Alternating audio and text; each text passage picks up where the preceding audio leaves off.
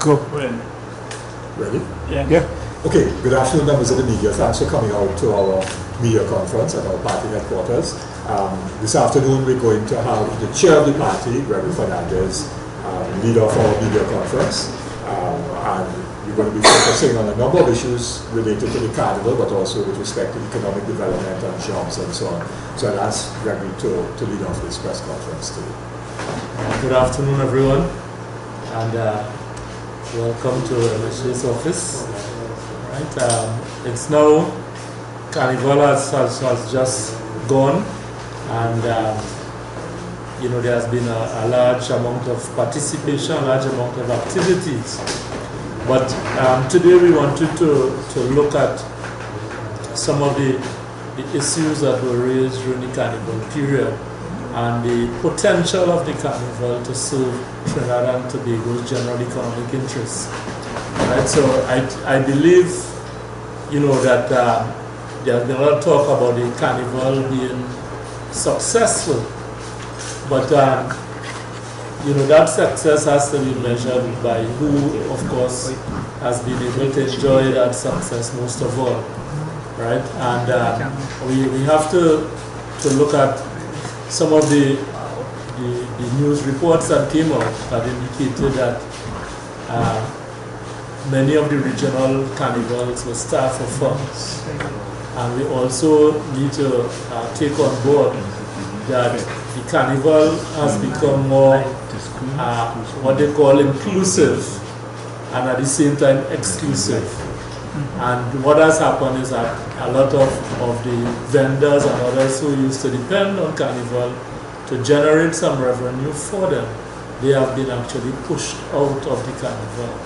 All right, because all the bands are now inclusive, and what that inclusive really does too is exclude. So we need to make sure we take that on board in terms of understanding how Carnival has been changing and where the benefits of the Carnival are going. Because we now have monopolies in the Carnival, where Tribe, for example, the Tribe organization owns about 6 bands, right? So beside the traditional ones we know that carries the title of Tribe, they also own other bands. They have now bought out, I believe they bought out Hearts, they bought out Caesar's Army, and many others. So what is happening is that the Carnival is now, to me, being monopolized by one group, and a lot of the economic benefits being channeled in that direction.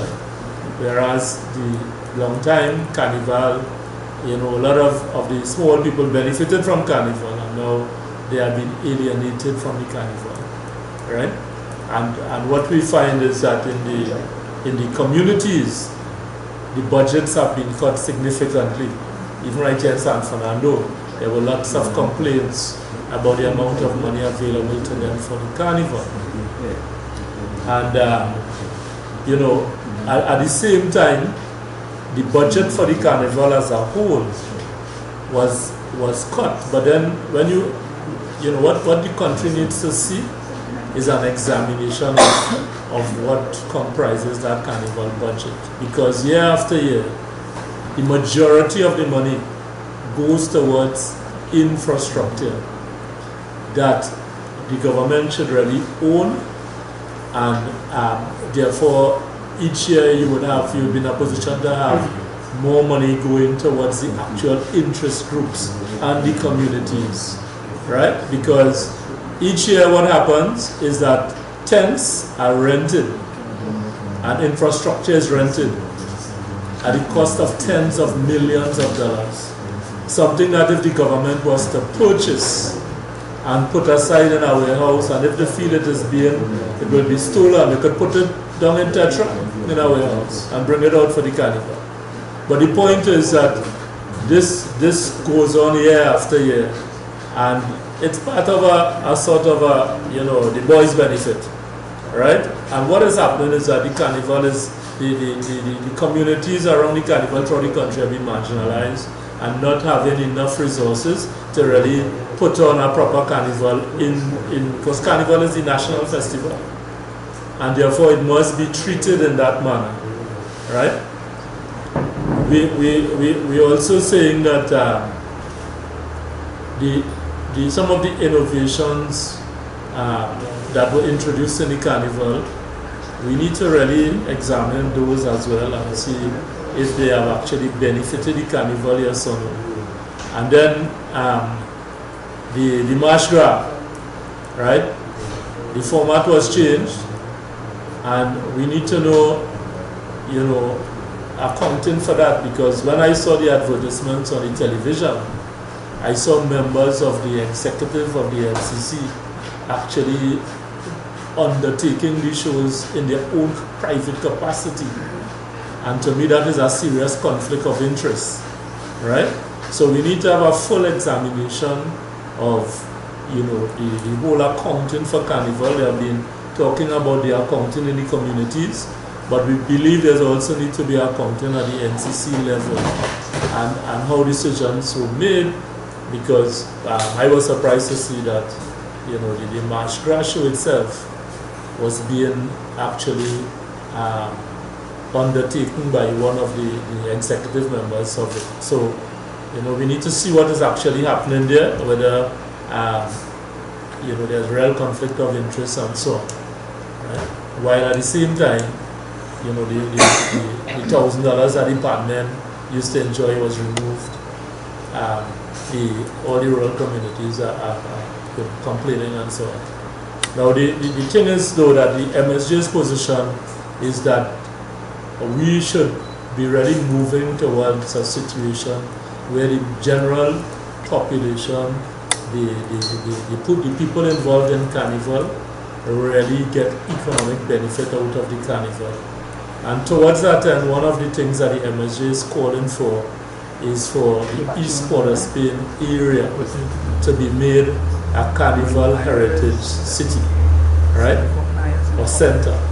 So you have all the history there with all the big bands, the Desperados, the Renegades, the All Stars, and so on. You have, you know, so that whole area there should be a plan to transform that in such a way that year round it is treated as a national part of the national cultural heritage, where people can come and enjoy the pan, and can also, so you have when the tourist boats come, they can take them up there, they can see how the pan is tuned, they can, you know, quickly learn how to play some notes on the pan, and there's a whole, you know, you have a whole set of economic activity, so that the people who are actually involved in making sure the carnival is successful also enjoy some of the economic benefits that could come from our culture. Right? We are going to be very challenged in the next few years, and MSJ made this statement when we were responding to the demonstration of the schooling that the Prime Minister attempted to do a couple months ago, and MSJ responded and indicated that you know, there's a lot of challenging times going to be ahead for us, and that no focus was placed on real diversification of the economy. And we feel culture is one of the real ways in which the economy could be diversified. And in that sense, not only the question of a heritage, cultural heritage in the city, but also the question of a theme park, a cultural theme park that Trinidad and Tobago could present to the world, right? We have a number of strengths in Trinidad and Tobago, and in our carnival we reproduce cultures, we reproduce, you know, seismic events all around the world. We reproduce it in our carnival in the mass and so on. And there is great opportunity for Trinidad and Tobago, right, to develop a theme park, a cultural theme park. A few years ago, prior to her death, cultural icon Pat Bishop and myself, because I have a background in culture, I was one of the founders of the Soca Monarch, right? Yeah. So what we had done is that we had prepared a document called Triniland, which was a cultural theme park, right? And this is one of the things that MSJ wants to propose, because yes, elections is 2 years away, but the MSJ wants to start to point out to the country some of the things that we believe can really assist the nation. Because the nature of that cultural theme park was to be hosted on Chakashatari Island, and it would have provided year-round employment for the youths involved in PAN and the cultural arts as generally, right?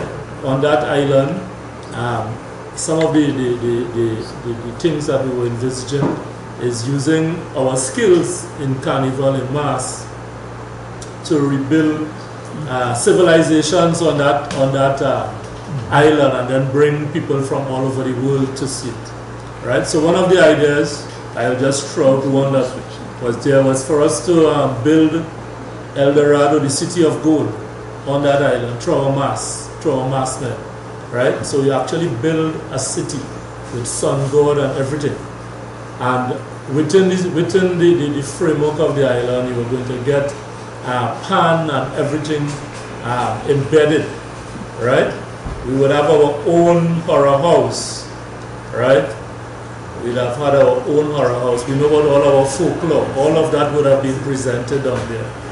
And it would have provided a tremendous opportunity for us, right? Theme parks are one of the growth, the things that are growing throughout the world, right?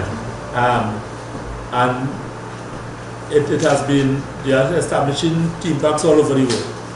And with the future that we face, with more robotics and all these sorts of things, what you tend to find is that there's more room now for entertainment, right? Many years ago, the cricketers like Viv Richards and others don't make the kind of money that the cricketers make today, right?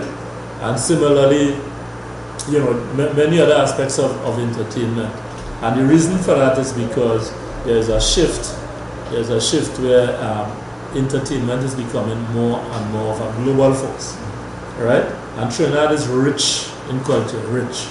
And if we don't take the opportunity to develop that and use that as a platform for economic development, so that the mass of the people who participate in that can benefit economically, you know, we'll be doing a disservice to this country, right? So one of MSJ's,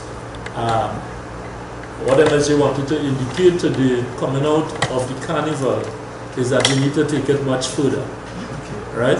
Our carnival, you know, a lot of people said it was great this year and so on, but we are challenged by other carnivals that have developed out of Trinidad's carnival. And it would mean that we have to make our product better, right? Jamaica started out with 1 band. Then last year they had 6 bands. And this year for their carnival they're having 15 bands, right? So in a few years, Jamaica carnival might challenge Trinidad's carnival. But we have many more things to offer. And it really requires thinking outside of the box from the government, the Ministry of Culture, and so on. And the MSJ has a broad plan for cultural development that would embrace the people of this country and give them another economic lifeline in the future. All right, so this is what I wanted to sort of juxtapose against just what we have as the carnival here and the issues around the carnival. But what about San Fernando? What about San Fernando? There's a lot of controversy in San Fernando carnival. In terms of well, one of it was, a lot of it was tied to financial resources, and I know some of the bands decided not to go to the stage and all of that. There's money owing and so on, and again, you know, it all boils down to how they use the economic resources of the carnival. It is not going to the interest groups and the others who are really supposed to be assisted to have a successful carnival. And as I'm saying, there needs to be a lot more transparency in the whole allocation of funds. And, you know, a lot of money being spent on infrastructure every year. So if the tents and all those things, I mean, they could buy that, spend 60, 80 million, whatever, and put it on and have it to use every year, so you don't be spending $60–80 million on that, right? And then that money can go out to the interest groups. But there are people benefiting from it. It's a nice, juicy contract for Carnival, right? And you know, that sort of thing is being perpetuated instead of it, people looking at it differently now and saying they're starting with zero budget and saying that this money, the majority of this money, needs to go to all the interest groups throughout the country, because not only San Fernando, many other regional carnivals also suffered, right? As the second city, it was more, it showed up a lot more in the case of San Fernando, and you know, we really need to address it. We really need to address it. Another question. One short comment related to the carnival as well, and that is that it's been very. It was very interesting to note that at the post-cabinet press conference, the announcement or the assessment of carnival came from the Minister of National Security.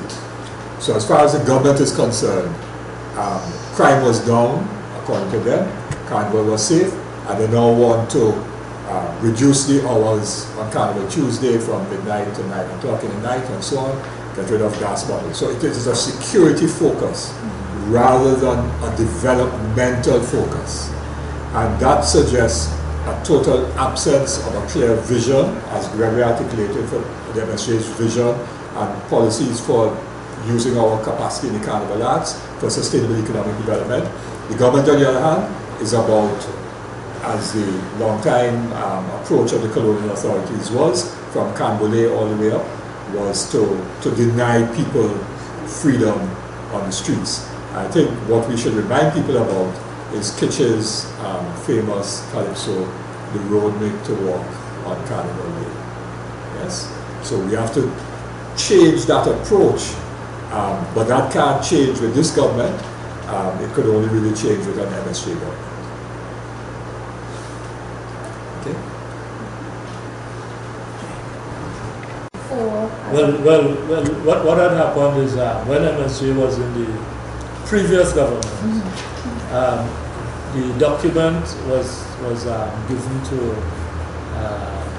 the minister, which was Botiwari at the time, and we noticed that certain aspects of that plan ended up in Five Islands and other things happening down there, right? When all of that was supposed to be on the island of Shakashakari, and thousands of people would have gotten jobs, and it wouldn't have been an elite controlling that again, as how most things are happening in Trinidad, right? So MSJ's position is that, and David has a term for it, so maybe he could speak to it, which is to have a social economy where the majority of the people can benefit from these initiatives, right?